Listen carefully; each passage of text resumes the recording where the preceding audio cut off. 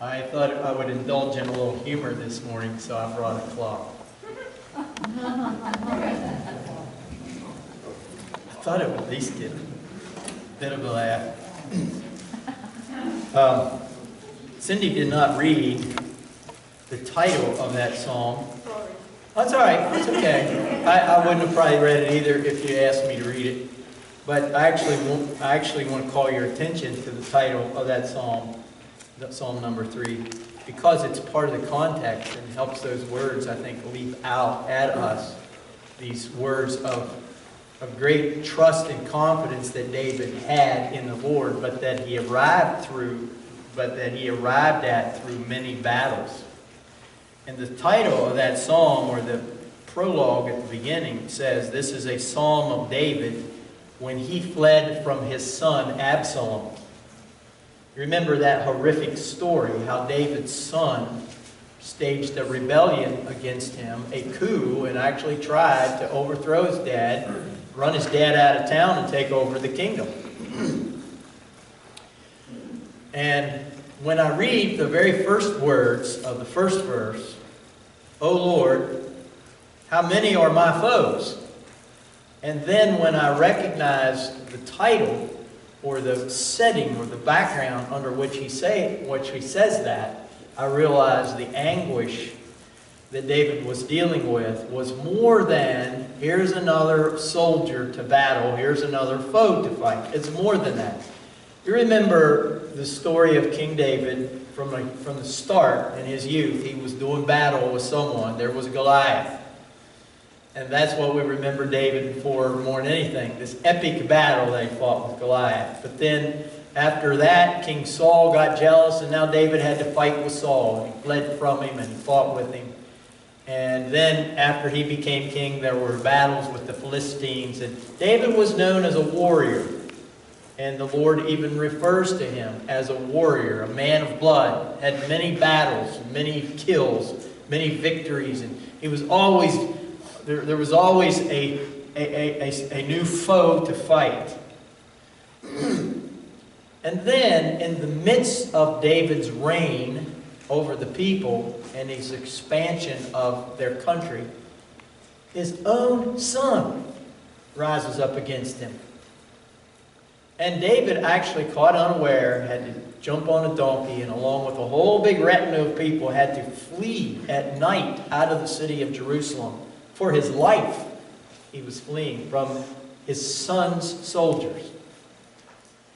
So, in the background of David as a warrior, having fought many battles and faced many foes, it kind of adds another layer, to me at least, of anguish when you realize that this time the soldiers over there on the other side of the valley or of the battlefield was his own kid. And in this context, David says, "How many are my foes?" Really? Not just another soldier, but this one from my own family?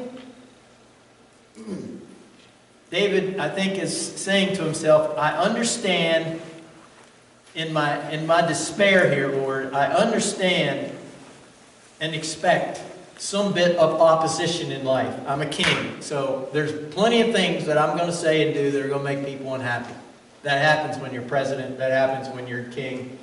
There's plenty of times that I expect I'm going to go through disappointments. I'm going to go through difficulties in life. I know that I will face some betrayals in life. These things will happen. But really, this now, what next? How many is everybody, everywhere, every time I turn around going to be against me? How many are my foes? Last night, Cindy and I were cleaning up some equipment from a chicken barbecue yesterday. Well, I think about it, $1,440, I think, something like that, was for the building fund. So we're grateful for that.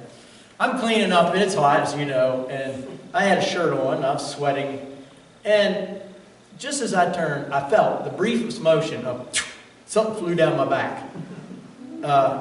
And right about that time, here on my collarbone, bam! I said, "Ow!" like that. And before I could even explain myself, this booger crawled further down my back and bam, he stung me again. And so I yell again, of course, ow! And Cindy by this time is wondering, what is it this time? And the third time, he zips over in the middle of my spinal cord. So this is under my shirt. Bam! He got me again. I've heard people say that a bee can only sting you once. Not that one. I can tell you.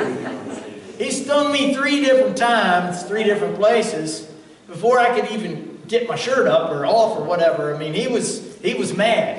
And I wasn't too happy myself. You know, like, get out of my shirt. I didn't ask you to fly down there. But kind of an analogy of times in life where we say to ourselves, really? Again, another foe? Oh Lord, how many are my foes? How many people can I rub the wrong way? How many situations could I get somebody mad at me now?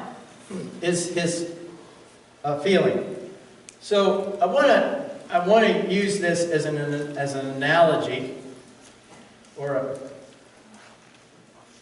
a question. Can we? Is there anything you can do for me, Greg? If not, you're going to have to sit there. I don't have control here. See what you can do. Give me the first slide there. The measure of maturity, a measure of maturity in life is adaptability. When the bee stings us, that's bad enough. And then when the bee stings us again, and then when he stings a third time, or it could be 3 different people sting us, we have to say, we have to somehow be able to adjust quickly. We have to be able to adjust to a new way of thinking because this person who I thought was my friend is now my enemy, and so forth. I thought of the shock absorber on a car or vehicle as a bit of an illustration. You know, in the early days with automobiles and vehicles, they didn't have much of a shock system. And they, you know, the people riding had really rough rides, and they were kind of beat up and thrown around. And the vehicles didn't last very long either, because the point of a shock absorber, or the whole system underneath your car, whether it's leaf springs and different assortment of springs, or whether it's the shock absorbers themselves, are to dampen or to dissipate the effect of the energy of the shock, of the bump when you hit something, or when you go in a hole, when your wheel goes in a hole. And there's 2 reasons for that. One is the handling of the car. The ability to control your vehicle is much enhanced by the fact that your car... Oh, there's a picture. I didn't even know I had a picture. Well, that's cool. Okay. The control of your vehicle is much enhanced by this little gadget. And as you can see, there's a spring there. That does part of the absorption, but a spring's just going to kind of bounce back. So a spring is like if somebody hits you and they're mad and they hit you and you get mad and you hit them right back. That's kind of what a spring. It helps, gets a little tension out of it. But inside there are either, I don't know what kind that is, but there's either air or there's liquid, oil, that changes the form of that energy into heat and dissipates it in different ways and adjusts all that so that you can steer and maneuver your vehicle much easier, but also so that your ride is more comfortable. So when you get news of a new crisis, a bee just stung me. Ow, he just stung me again. Well, that rascal, he stung me a 3rd time. When we get news like that, or when you get news, as David got, and we often, and all of us, I suppose every one of us in this room have gotten at some time or other, that the person who used to be your friend is now your enemy. Somehow or other they have betrayed you. Somehow or other they have turned against you. When that realization hits you, it's a shock, and you need to have a shock absorber. This is how you mature. Maturity one of the marks of maturity is where you don't go into shock so bad that you're useless as well. Just as if a car going down the road hit a hole and it fell in and it never came out. David said, I'm in shock here, Lord. How many is my foes? Who else could it be next? I mean, this is my own son. I didn't think it would come to this. I'm a little shocked right now to realize, to get this news that was just brought in here to the palace, to the throne room. The sons of the men of Israel, or the hearts of the men of Israel, are with Absalom. So David was floored by this. I was thinking that there are many friends who, just go ahead here for a second. We get the news of a crisis or the realization that a former, and this is how we feel.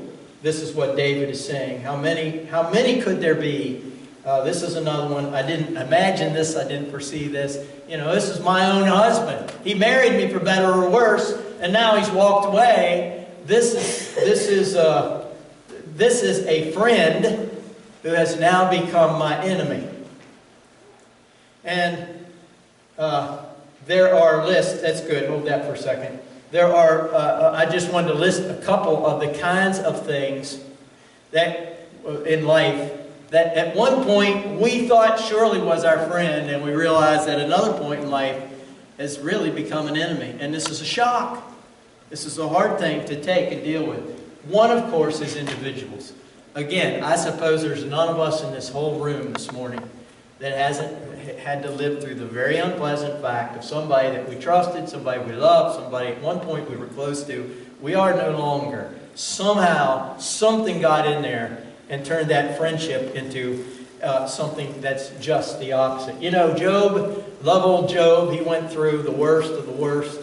And some of the times the things he says just back me up and against the wall, and I say, how true, this is a good thing to keep in mind. And Job said in his book, man is born to trouble as surely as sparks fly upward. You know, when you're sitting around a campfire and the sparks kind of go. Job said, that's like me and trouble.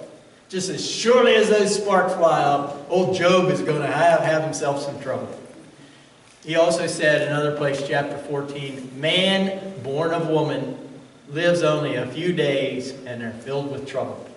One of the greatest troubles of our life is when a friend becomes an enemy. When someone that we loved and trusted, worked with, ate with, lived with, and so forth, has somehow, through disagreement or anger or betrayal or whatever combination of circumstances, this could be your sibling, it could be your neighbor, it could be a co-worker, it could be a spouse through divorce. This is a difficult one. How many? Who's next? I wonder what other person I thought I could trust I'm going to find out that I cannot trust. Give me another one there, Greg. Here's the one that we often or sometimes also see. People go through circumstances in their life where a law or an authority figure or somehow the framework of what I'll just call here the government or the justice system that of course they believe is there to protect them, is there to make their life decent and good and quiet and peaceful, somehow turns against them. What they thought was their friend became their enemy. I had a cousin whose husband was murdered. And it's a very bizarre circumstance. Her current former husband was murdered by her her current husband was murdered by her ex-former husband. Sad, terrible situation. And I remember her saying to me after going through, she herself was the attempt of the murder and she was wounded. It was a stabbing. And after going through that, she then had to sit through this trial. And the attorneys for this murderer portrayed her, the victim, as if somehow she was a shameful, wicked person. And I remember her remarking to me about her change in perspective about our government and our system of justice when she had been part of that system. It happens at times in life. Greg, Here's a good one. Unless you're about 6 years old, you may not get this. But the rest of us realize that this body that we thought was our friend has surely become our enemy. Because it's supposed to take us places. It's supposed to enable us to do things. It's supposed to help us to think and reason clearly our way through life. And somehow, through some series of manipulations, it becomes unfriendly at times, and sometimes supremely unfriendly, and it won't let us think, and it won't let us move, and you know what? You know the kind of thing I'm talking about. Okay. Sometimes, some of the things, I'm just going to call them cultural norms around us, different from government. I'll just give you an example of some things. I will mention abortion. I'll mention gay marriage. I will mention this current cultural trend to defund the policeman or get rid of policemen in every way, shape, or form.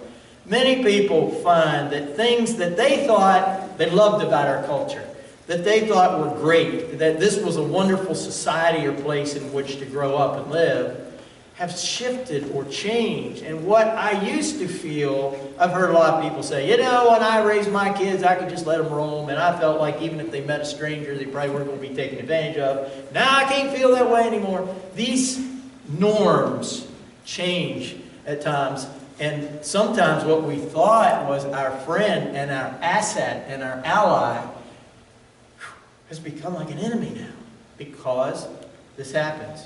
Greg. Oh, here's the one.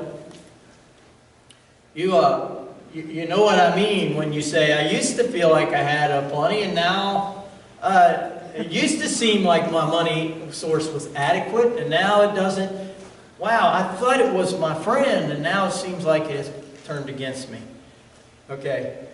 I just had to put those three words there because we realize we can go on and on and on. And then David says, after the question, how many are my foes that rise up against me? There's something even additional to the shock of one more person trying to bring me down. And that is an attitude of skepticism on the part of some, and perhaps more than you would have thought in today's culture, that on top of the attack, whatever form that may be, they say, let's see the Lord get you out of this one. You worship God, and God's supposedly all-powerful, and God's going to help you, and God's going to deliver you, and God's going to heal you. David said, many are saying of me, God will not deliver him. So this is an addition to whatever else is going on. Let me read from Matthew 27. This is regarding the Lord Jesus when he hung on the cross. In Matthew 27, verse 41, it says, in the same way, this is a man hanging on the cross here now. He's doing the death rattles. He's near the end of his. So you would think that his opposition could say, well, we turned against him and we got him, we got him crucified. And we're finally getting rid of him. We can go home and wash our hands and look for another victim. But it wasn't even enough to put him to death. While he's on the cross, they said, the chief priests and the teachers of the law and the elders mocked him. That's what it's talking about. What David is talking about. And they said, he saved others, but he cannot save himself. He's the king of Israel. Let him come down from the cross, and we will believe in him. He trusts in God. Let God rescue him now. You hear the mocking. For he said, I'm the Son of God. In the same way, even the robbers heaped insults on him. So this is what David's saying. On top of whatever's going on, there's always people who are kind of smiling in the background saying, yeah, he's one of these Christians, and look at the mess he's in, and let's see how God is going to help him now. Because they are mocking the faith, not just the circumstance, but the faith. And I wanted to stop and ask why. Why would David have to say, Many are saying of me, God will not deliver him. Why would an atheist or an unbeliever belittle or mock or express disdain toward a Christian just because they trust God, just because they pray, just because they put their hope in God? Why? In other words, what does the atheist have to lose? What does the unbeliever themselves have to offer? We say, well, God offers to help me. What does this guy who's making fun of me, what does he offer? Why should it offend them or annoy them if I trust in God? The answer, as I can put it together, is that somehow or other, in their lack of faith, many unbelievers feel threatened. Now, of course, this is all a blindness that's wrapped around their eyes and their head by Satan himself, the great deceiver, who makes them somehow feel threatened by my faith, so that they would mock or they would scorn or they would laugh.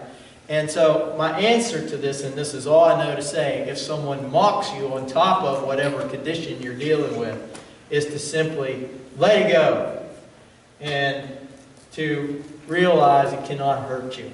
David says, many are mocking me, Lord. My son is running me out of town, and there's many people saying, let's see what God's going to do now. Supposedly, God helped him slay Goliath. Well, let's see what God's going to do now. You get the drift. We have to let those kind of things go. So, people do all these things to me. What does God do for me? David, as he talks to the Lord, begins to reflect on that. And in verse 3, in verse 1 and 2, he's talking about what people are doing. In verse 3, he talks about what God himself is going to do and does do for him. And he mentions three phrases or words that I want to just highlight. The first one is a shield. And he says, Lord, in such an hour, at such a time, when I'm going through the divorce, or when when I'm going through this unexpected new foe that has risen up against me, that I didn't think was even dangerous, or that in this situation, when now danger threatens and the arrows are flying, uses the image of a shield to refer to what God does for him. Now, of course, the shield is a protective device. What strikes me when I think of it is a shield is like a body armor. It's a very close-up and personal piece of protection. You know, it's not some kind of intelligence that's kind of trying to find out where the enemy is at before they ever get there. A shield is just saying, go ahead, give me your best shot. And just, you know, a shield is very close up. Think of a vest, a bulletproof vest, or a tank of some sort where you're just inside a close-up piece of armor. A shield is not trying to shut the enemy down. It's saying, I can take it. And David says of God, you are my shield. With your help, with you close around me, when I am within you, I can take it. They can mock me. My kid can turn against me. I can take it because you protect me.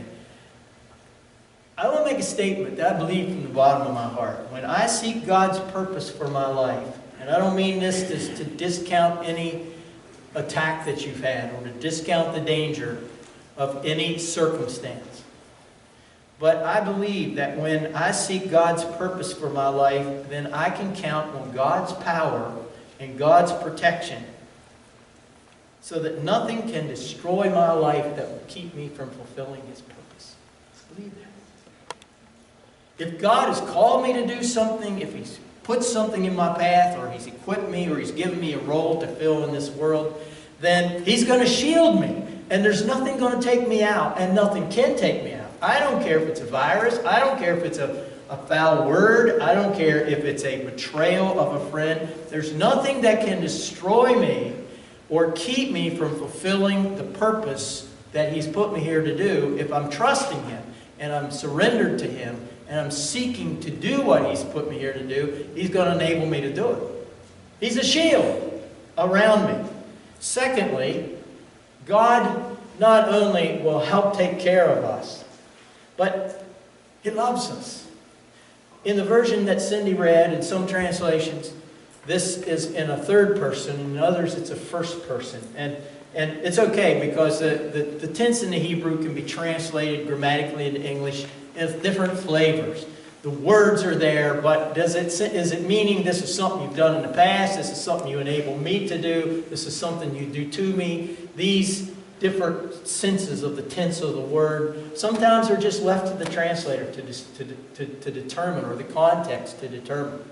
So in Cindy's version, it sounds like that I'm making this reference to in the New King James. I'm sorry, it's not Cindy's version, but in the New International Version, it uses the aspect of God doing it to me or for me. And so you are my shield, and you are my glory. You bestow glory on me. I'm going to use that image because I think that's the point he's making, is that God honors, and God not only protects me, but He honors me. In other words, as I go through betrayals, as I hit the potholes of life, and the shock comes in on me, God doesn't say, well, so much for that one. You know, here's David. He fell into a hole. Don't look like he'll probably ever get out of that one. And it don't really matter. I'll just make a new David. That's not how God feels.